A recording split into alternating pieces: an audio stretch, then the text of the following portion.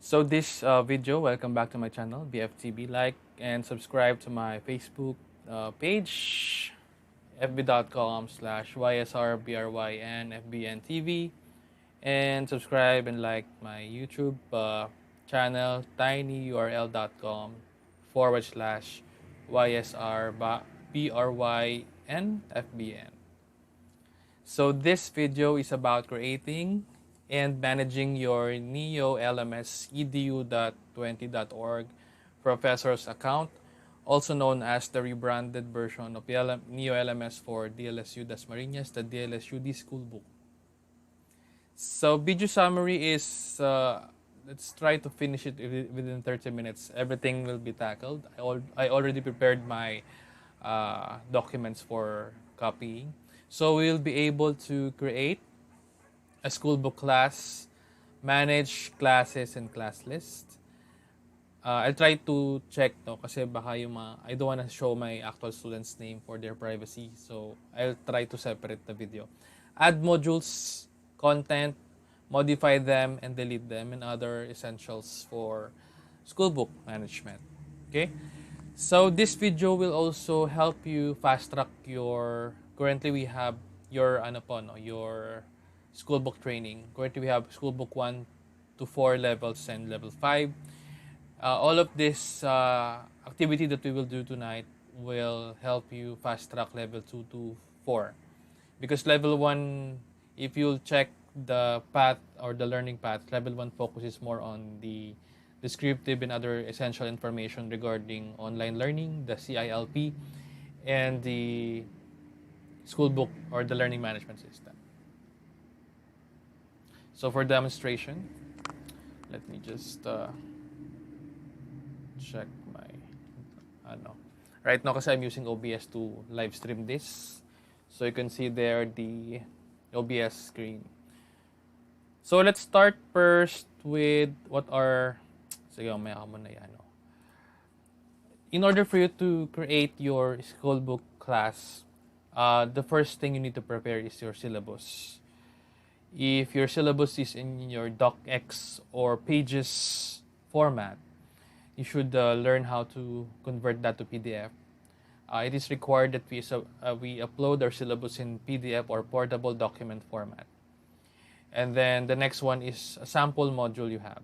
If you are currently having your subject, definitely you have your subject by this time. Prepare the offline module that you have. Because once you have the offline module in Word file, you can simply cut or copy and paste the text images to the schoolbook learning management system module, and as well as the links for the videos and other media. Okay, and also for the assessment, definitely the module contains the assessment or the examination. We will also demonstrate the adding of assessments later on. Okay, what are the other tips and tricks? Other tabs that is necessary for us to know as professors, which is we will use and do that not for just the training purposes, but for us to know all the functionalities of the school book. So there, make sure you are prepared with all of these documents. If not, you could watch this first and rewatch again later on or replay once you already prepared those important documents. Again, syllabus, modules in doc file or Word file, all the images you want to upload. Also, your profile picture, because we need to show our profile picture or display photo at the NEO LMS Schoolbook, and a short description about yourself. Okay. I think I'll just add another video regarding that on other parts of the learning levels ng CILP training. Right now, let's focus on the direct management and creating of modules in the schoolbook. All right, so let's start. So let's start with first skill, of course, is for you to know how to log into the DLSU-D Schoolbook, our learning management system. As you see here, I have here the Daily Gospel and environmental video from YouTube and cute PDF writer, which we will use later on. Okay, so first thing you need to do is log on to www.dlsud.edu.ph. That is our homepage for the school website. And here on the upper right, you see here the link, Schoolbook link. Click that.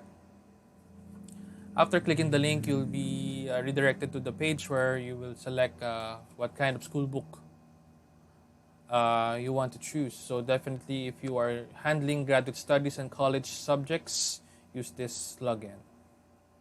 Okay, let me just check.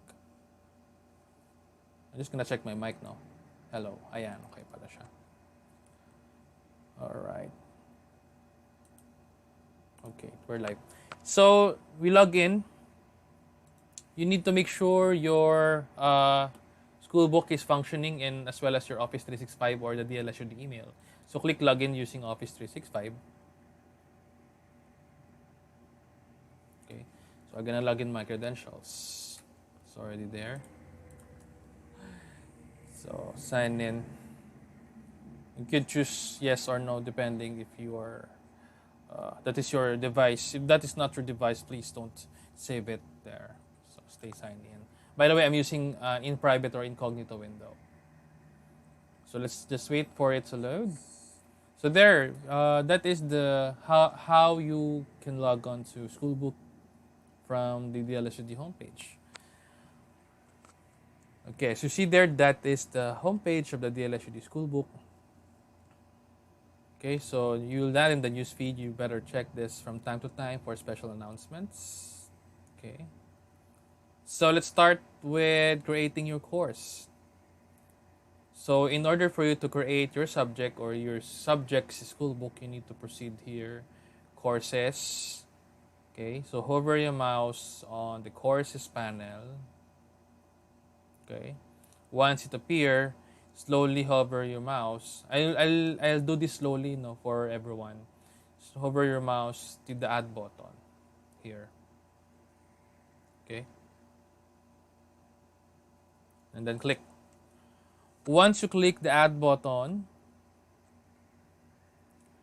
you could see there add course, add a course template, or add an existing. So this is functional for those who already teach the subject on the previous semester, or if your department has a template for Schoolbook and you can use it or use it for your class. So let's assume this is the first time I will teach a subject. Okay.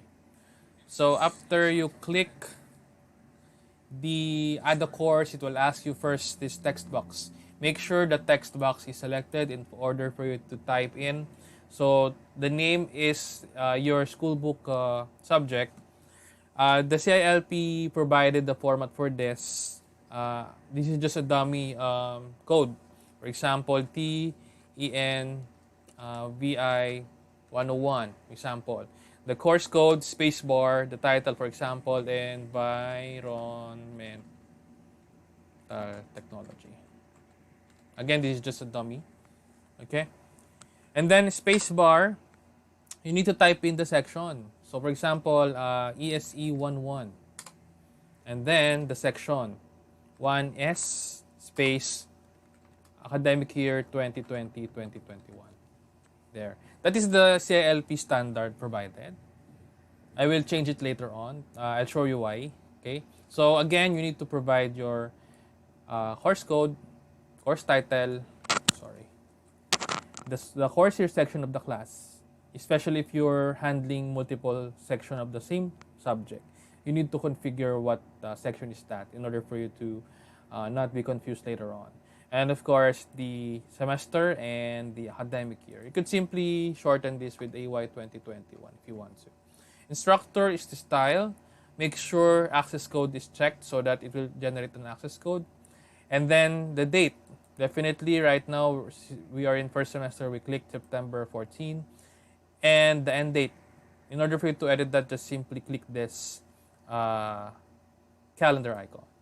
If it's not working, it might be affected by your hardware and software. So if you watched the video earlier or the other video that I made regarding your hardware, your software, and your internet connection, it might greatly affect your Schoolbook performance on the website. Okay, so that is a factor.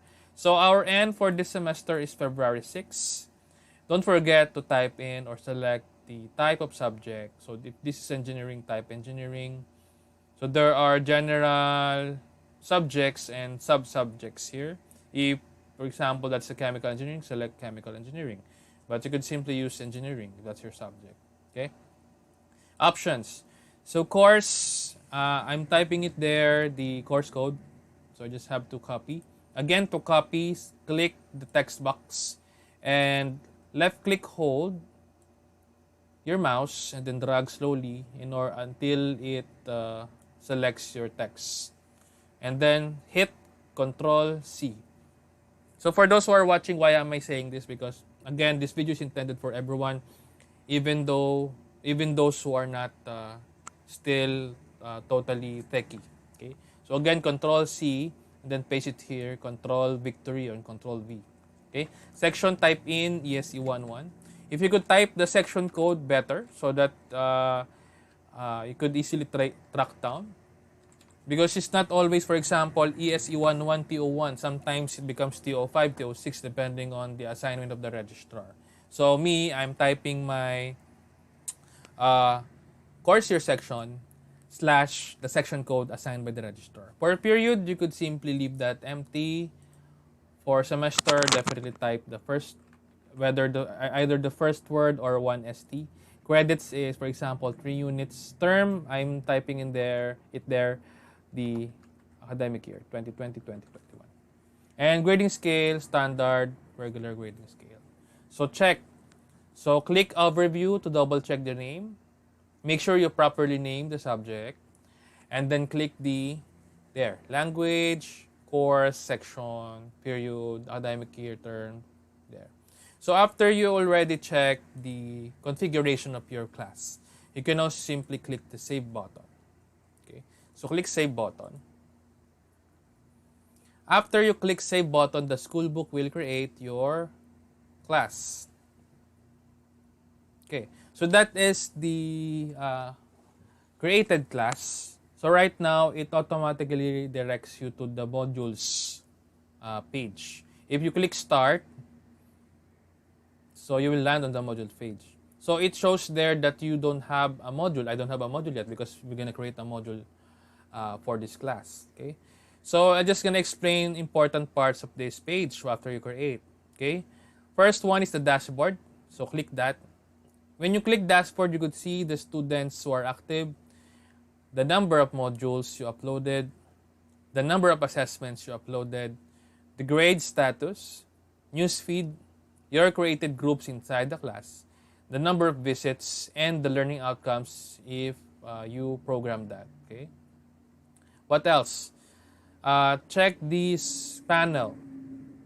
So make sure that the schedule is correct, which is this is the one we programmed earlier. Not published, so we could publish it later on. The access code is very important because you're going to forward this to the secretary or the registrar's office in order for them to publish the access code. This is the access code that will be used by the student when they want to, if they are enrolled or officially enrolled to your class and they need to join your school book. Okay. Enrollment is open. You can close this later on after enrollment period. You could also lock this if you want to. And of course, the creator. Okay. Announcement is still none. We're going to show later on how to announce. Okay. So next, panels. If I'm too fast, you could slow down this video playing later on YouTube. Okay. So on admin, if you click these buttons, you can edit the basic information. For tabs, you can add more tabs here to see more functionalities. No? So, halimbawa, some tabs are missing on this portion. You simply click, hover your mouse to admin button. Not click, hover. Then click tabs. No? Assessment and other stuff. And then we could also do here the deletion of the schoolbook class, the activation and archive, and additional child course, which will be discussed later on. You could also see what your student can view when they saw or check your school book. You could click view a student. Just make sure there is already a student on your class, because this is a testing mechanism to check what they can see on your school book. Okay, so if they're saying "Sir, I cannot see your module." So you could simply test his account by clicking View as Student. Okay? What else? Syllabus there. Later on, we will add syllabus there. Learning outcomes, also functionality. Assessment, we're going to do this. Gradebook, preferences. The students will show the list of students enrolled. The professor, if you want to transfer your class to another professor, for example, it has been transferred on a later date or during enrollment, or the requirement that we need to add professor, our department chair, and our dean. So we will do it later on. For parents, if this functionality is being used, so we can add parents as well. Okay? So I'm gonna add na other tabs that we will be using, and it was required to level 1 to 4. So you see here, all the boxes that is checked is present on the left side. All the box that is unchecked definitely won't show here. So if you're looking for a panel here, you simply go to the tabs configuration page. So click enable or disable tab and drag to reorder the tabs. You can also drag, no? If you want mauna or minalim si admin, no? So TAs or teaching assistant, we might not use this, but if you are handling team teaching, you could do this. Sitting chart and attendance. So right now it is not applicable, but I'm gonna check it. But anyway, sitting chart, attendance, the forums. We need to use this in order to communicate and collaborate, and as well as let our students participate on some topics. Chat box as well. The wiki, we're gonna use this on the training, and we can also use this on our classes as well as the blogs. Okay, so those are the important tabs that you need to turn on. Okay, let's now go back to start. So what else are the important parts of the homepage, or this is what you call the subject page. Okay, news. This is very, very important as well, because this is where you post. This is like the Facebook news feed where you type in and upload something on your wall. So this news feed will only appear on your students. It's not the same. I'm gonna show you the main news feed or the global news feed. I'm calling it global news feed. So click home. So this is the news feed where everyone can see. So you could type posts here, and everyone can see it here. For example, this is an example of announcement or postings. I think this is being managed and controlled naman by the CILP, no? So let's go back. So again, this is the news feed. So only your students can see it, or you. Okay? They can also screenshot your post. If, for example, you have a group chat, you got an announcement. Some are not able to log into Schoolbook. If some are responsible or helpful enough, they can screenshot the announcement on your Schoolbook or on this news feed and share it on their classmate. So I'm gonna put a test sample. Again, this is where you post your announcement and other important matters, no? If you want to announce something. But if the school I think allowed naman, could create our Facebook group or Facebook group chat. Kasi nga daw mas mabilis sa Facebook to announce. So here, I'm gonna post an announcement. For example, good day class. Okay. So we could simply, there is a functionality here saying sticky. If you click sticky, it will remain on top. No? So for example, good day class. This is a regular post without sticky feature. No? Copy ko na lang to. So click send. It will arrive here on the newsfeed and everyone can see it. Let's try again another one using sticky. Okay. If that's sticky, it will remain on top. No? So your student needs to see the newsfeed for updates. For example, the main functionality right now of the newsfeed is for you to post the Microsoft Teams link. No?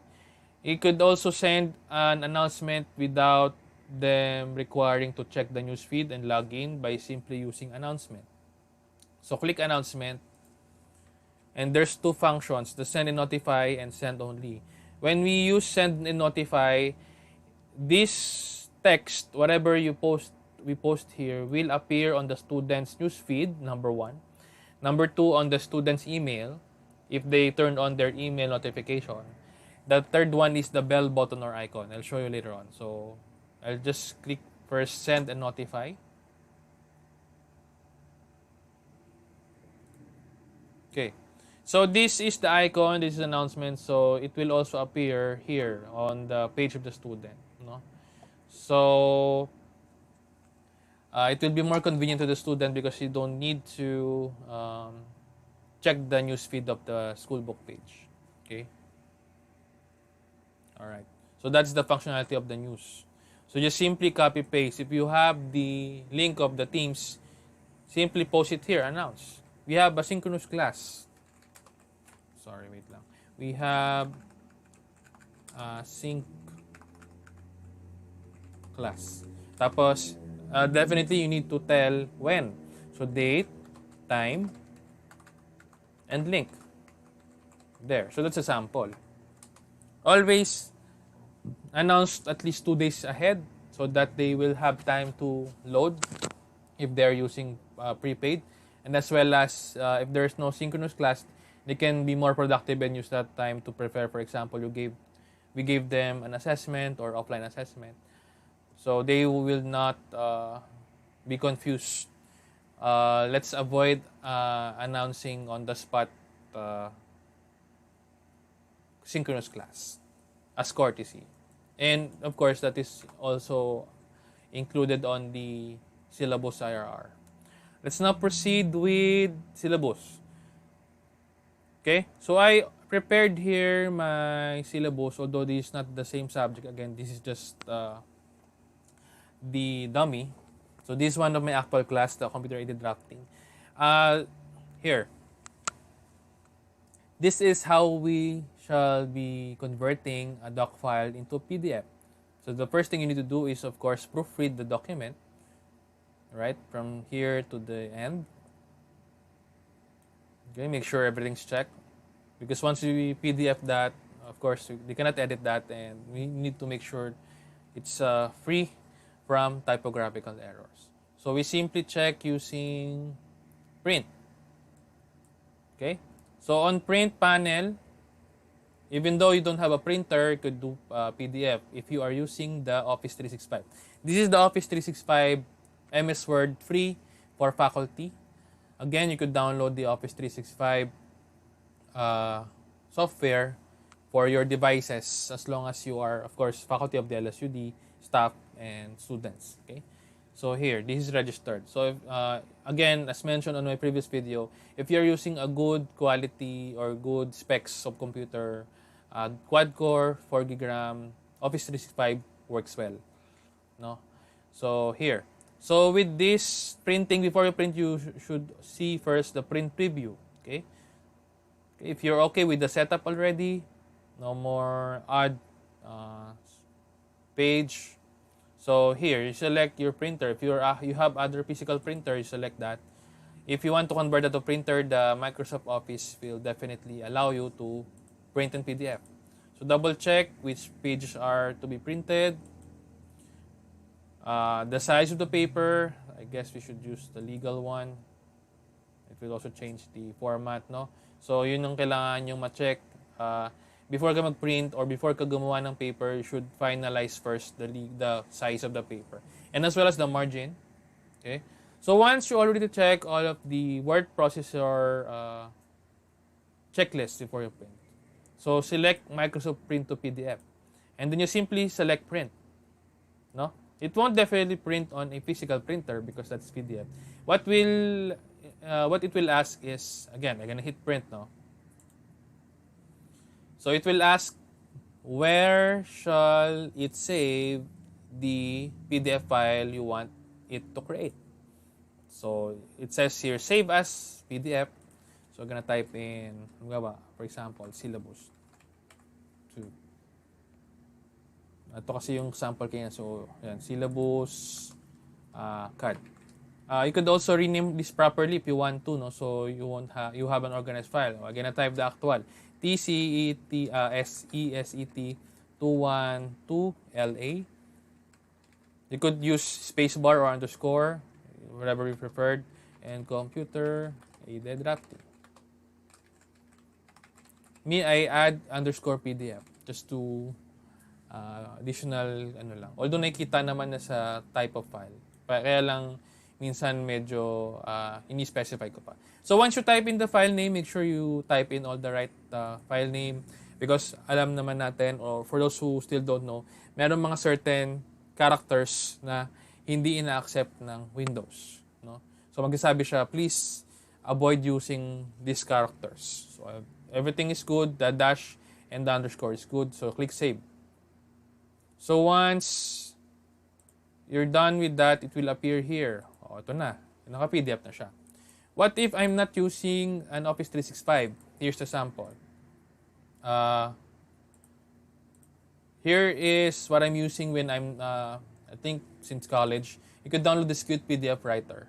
qtpdf.com. If you have preferred other brands, it's fine, no? But me, I'm using this kasi tried and tested na. Simply go here and download this. It's free, no? So after you download it, install it, and you'll be able to see the Qt PDF writer and the options here sa printing, no? Yan, lalabas siya dito. So yun lang.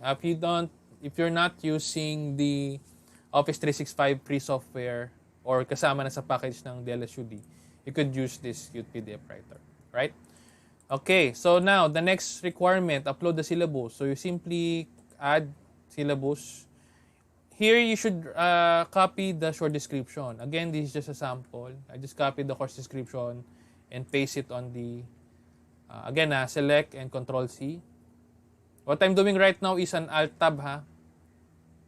For those who are still not totally, hindi pa masyadong sanay. But again, don't be scared and don't be bothered. Masasanay din tayo dito if you're not yet prepared.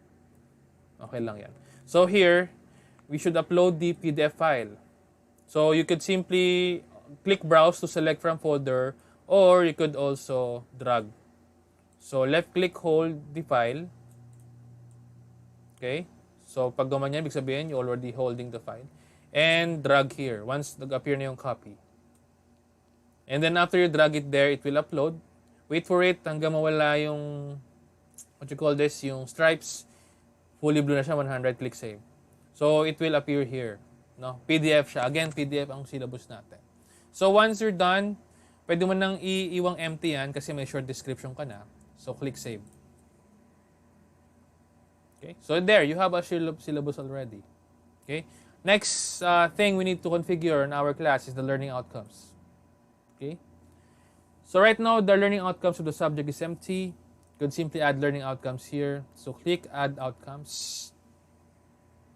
So once you click Add Outcomes, papipiliin ka, Add New Outcome or Library. If you click Library, you could see the other learning outcomes provided by other subjects. If there are some subjects that is related to your class, you could use that. If not, you create your own. So Add Outcomes, New.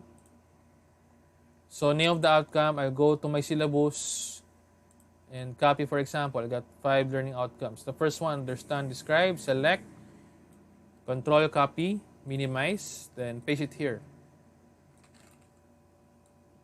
For the sake na mabilis siya, ika-copy ko tong name sa description lang. And then provide subject and engineering, of course. You could leave this empty na. Pwede naman tong lagyan, pero pwede hindi na. Personal, school, or campus, I'll choose personal, then click save. So that's the first learning outcome. Okay. Add outcomes again. So again, I'll go back to my Word file and copy the second one. Okay. So new. I-control victory ko lang siya dyan. Again, those na nabibilisan, you could slow down the video later on. Okay? And then again, engineering. Normally, 5 outcomes ang ilalagay natin. So, mabilis lang to add outcomes, new. Kasi if your department already has the file, okay lang din. Kasi you could simply copy-paste. So, apply. Okay? Apply, number 3 pala ako. Apply the principles. Then, control, victory here. Copy ko siya. And then, engineering.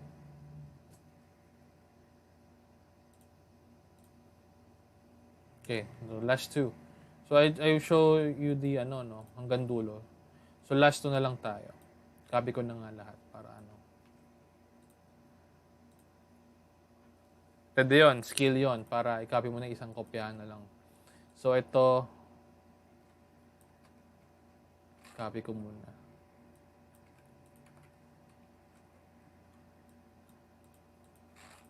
So those who are first time with copy paste, again, you could practice. So yan, na-copy ko yung 4, saka ko ikakat tong number 5 para hindi na ako babalik sa Word file ko. Okay? It will save time and make you more efficient. Okay, engineering, then save. And then finally, add outcomes again. Add the fifth one. Okay, so remove na lang natin tong yellow. 5. There. And then engineering. There, you already provided your learning outcomes for the subject, which is very important in order for the students to check what are the learning outcomes of this subject I enrolled to. Okay? Aside from reading in the syllabus, you could program it on this page.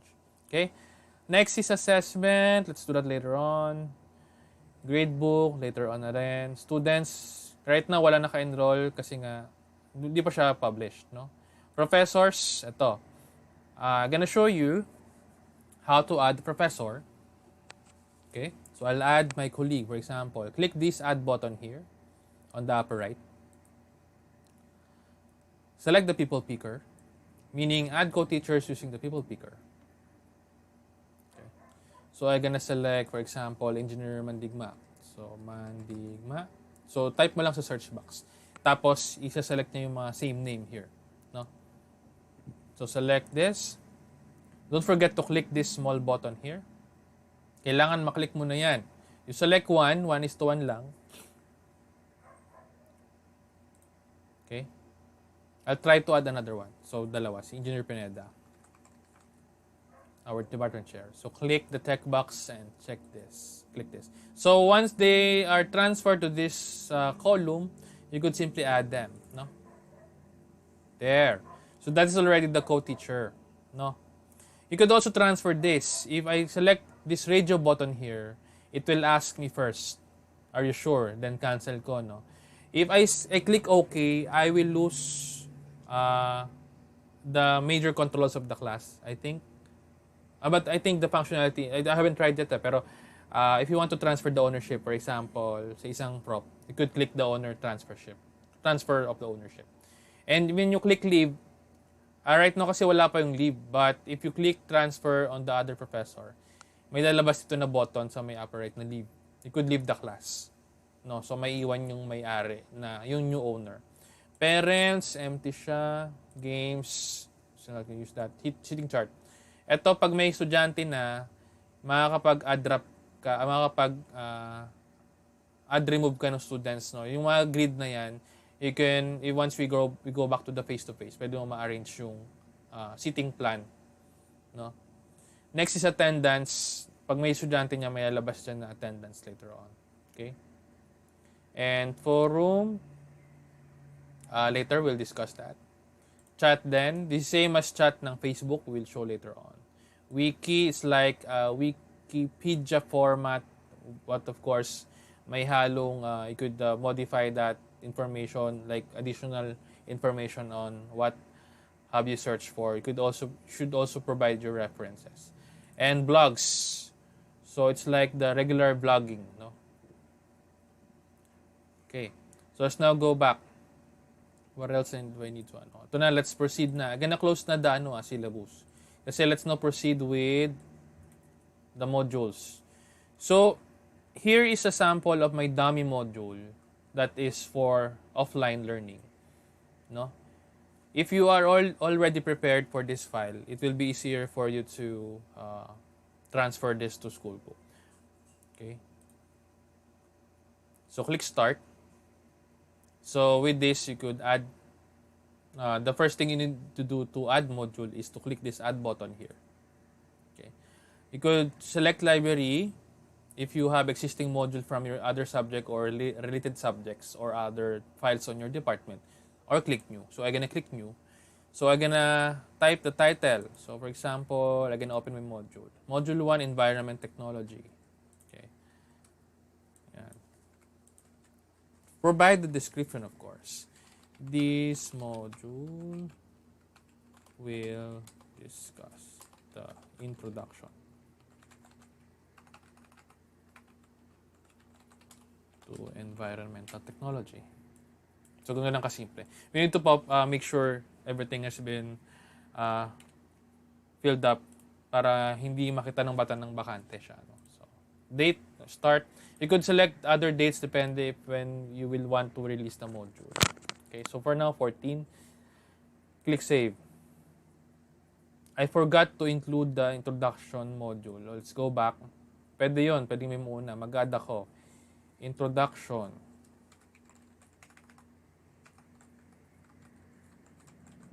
And orientation.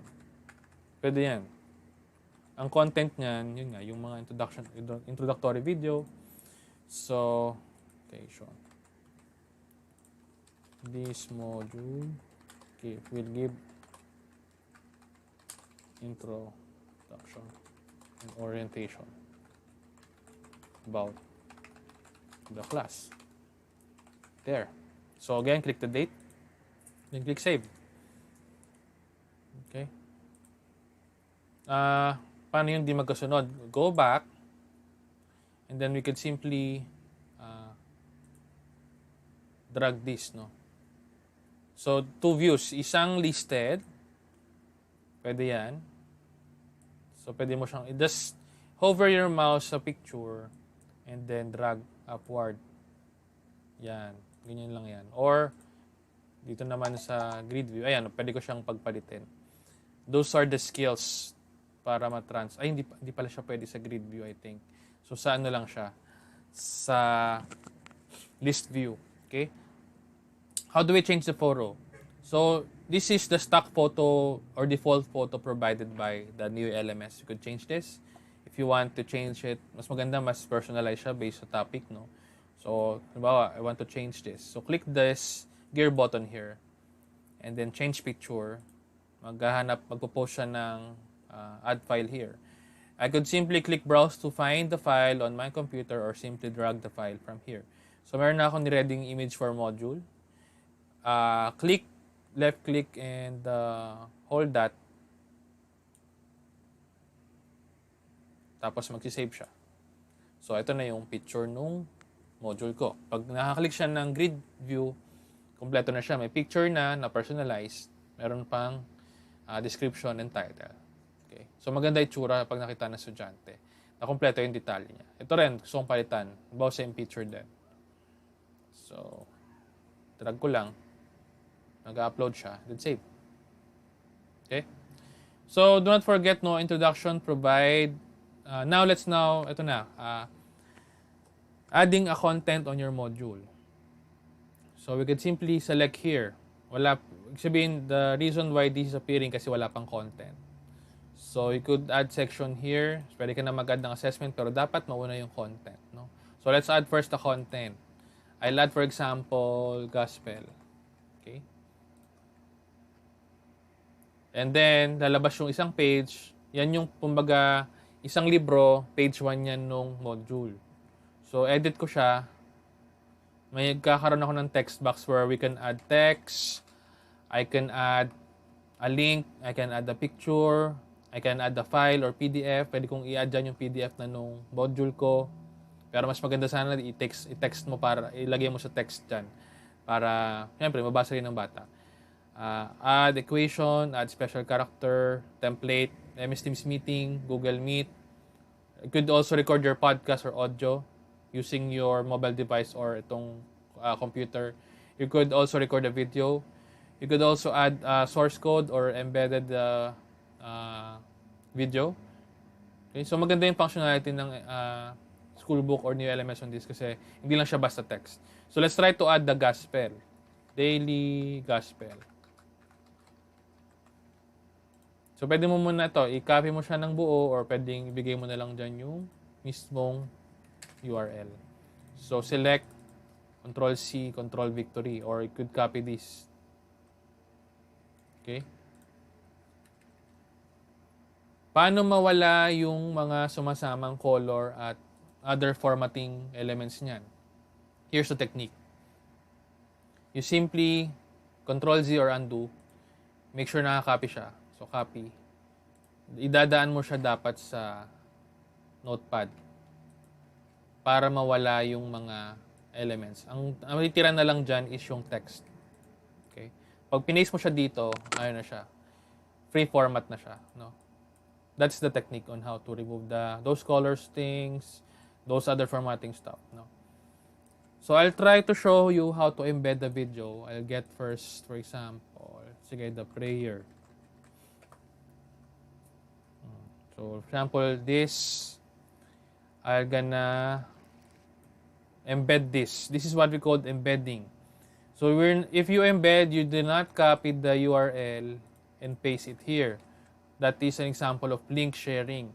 If you want to embed, you click share on this YouTube or depende what website you are using. No, click share and then click embed. When you click embed, lalabas tong source code nito or the code or the script. No, copy that. And then once you got here, you're not gonna paste it there like that. You need to select the embed button here or source code. Okay? Click that. So lalabas yung pinaka source code nung page mo.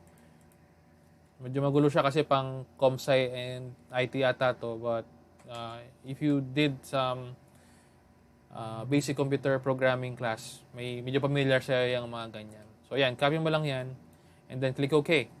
So after that, ito na siya naka-embed. It will appear as embedded, no, hindi as URL. So that is the example of your gospel. Save na natin. So there, I've shown you how to do the embedding. Okay? Let's now proceed with the actual module.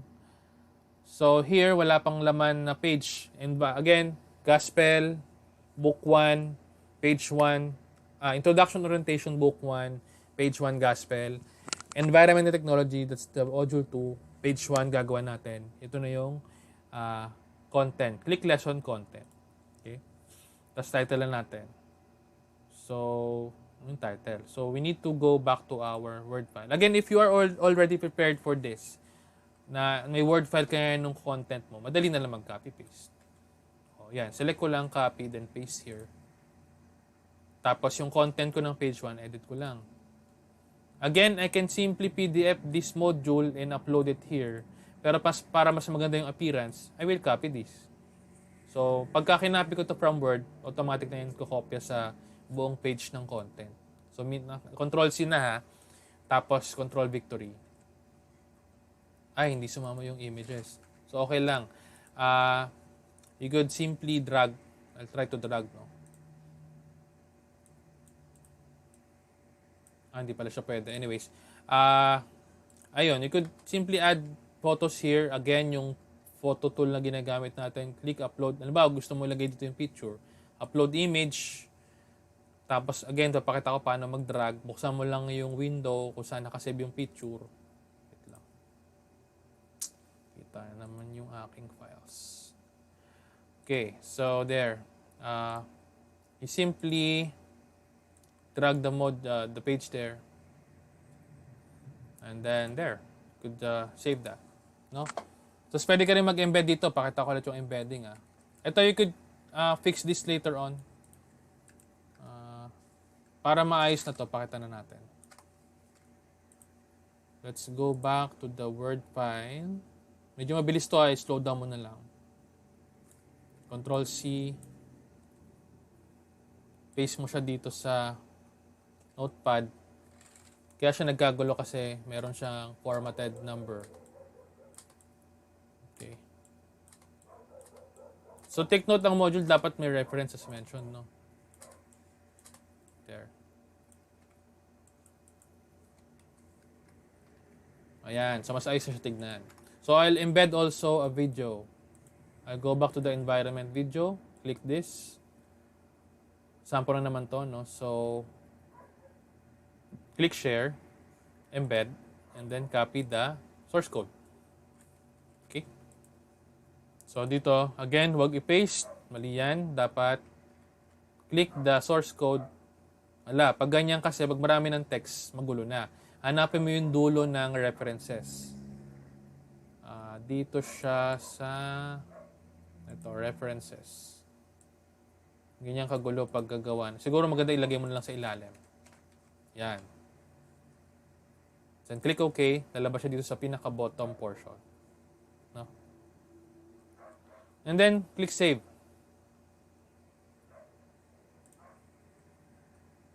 There. So that is the appearance of your module that you did. No?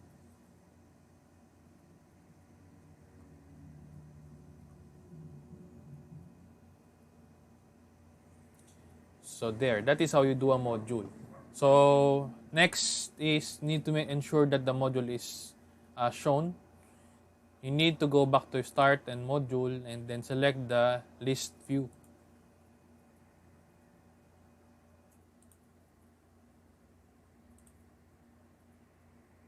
Just click the module first. Tapos you could hide this, no? If you want to hide a certain module or page, you click hide, no? Yun yung technique dyan. Okay?